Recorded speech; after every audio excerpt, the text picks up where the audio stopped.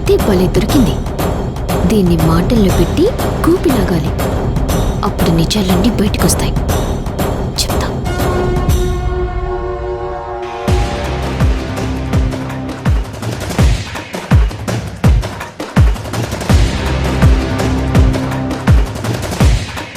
Hi.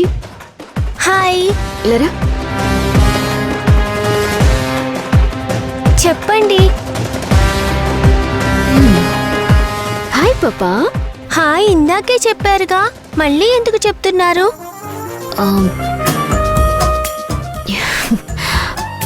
అవును, మీ అమ్మ ఎక్కడ ఉంటుంది? మా ఇంట్లో ఉంటుంది. మీ ఇల్లు ఎక్కడా? మా ఊర్లో. ఓకే, మీ ఊరెక్కడా? ఇక్కడి నుంచి చాలా దూరం.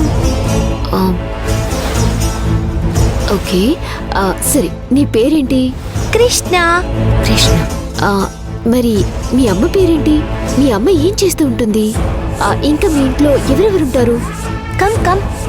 ఏంటి? మా మమ్మీ ఇవి తప్పితే ఇంకేం చెప్పొద్దని చెప్పింది.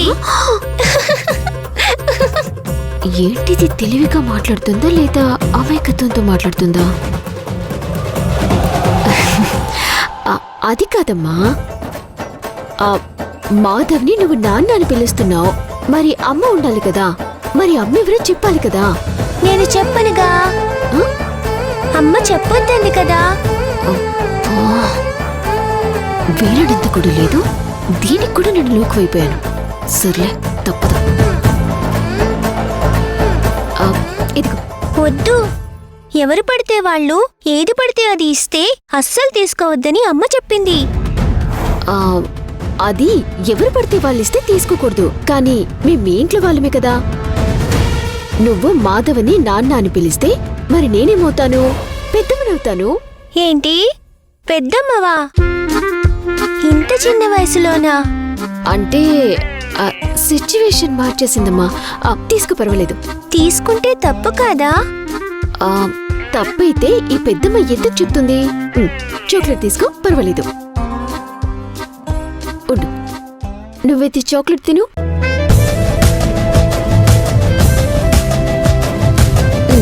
తీసుకో.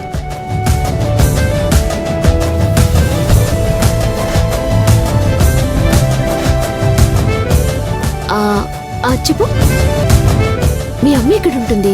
మీ అమ్మ పేరేంటి? చెప్పనని చెప్పాను కదా.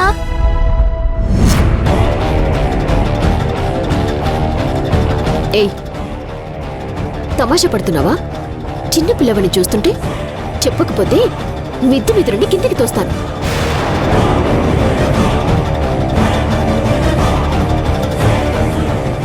చెప్తావా లేదా? చెప్పు.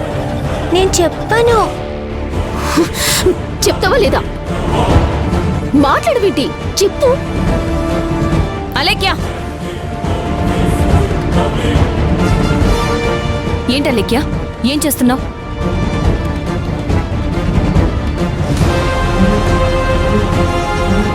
తను చిన్నపిల్ల, ఏదో ఒక నేరస్తురాల్ని బెదిరించినట్టు బెదిరిస్తున్నావు. అది కాదు భూమి, పాప ఎవరో తెలుసుకోవాలి కదా. పైగా పాప వల్ల మన ఇంటి బరువు కూడా పోతుంది. నీకు మాధవికి మధ్య దూరం కూడా తెచ్చిపెడుతుంది తను. మరి ఎవరో ఏంటో తెలుసుకోవాలి కదా. నాకు మా ఆయనకి మధ్య దూరం తెచ్చిందని నేను నీకు చెప్పానా? ఇది నాది మా ఆయన పరువు సమస్య. ఏదైనా ఉంటే ఇందులో నాకు బాధ ఉండాలి. నువ్వెందుకు అనవసరంగా టెన్షన్ పడి బీపీలు తెచ్చుకోవడం? ఇంకొకసారి పాప జోలికొస్తే మాత్రం నేను ఊరుకోను. అబ్బో, భలే వెనకేసుకొస్తున్నావే. మీ ఆయన చేసింది తప్పు అని తెలుసు కూడా మొగుడిని బాని వెనకేసుకొస్తున్నావు. నేనేదో నీ ప్రాబ్లంని సాల్వ్ చేద్దామనుకుంటే నువ్వు నా మీద ఒంటి కాళ్ళ మీద వస్తున్నావు.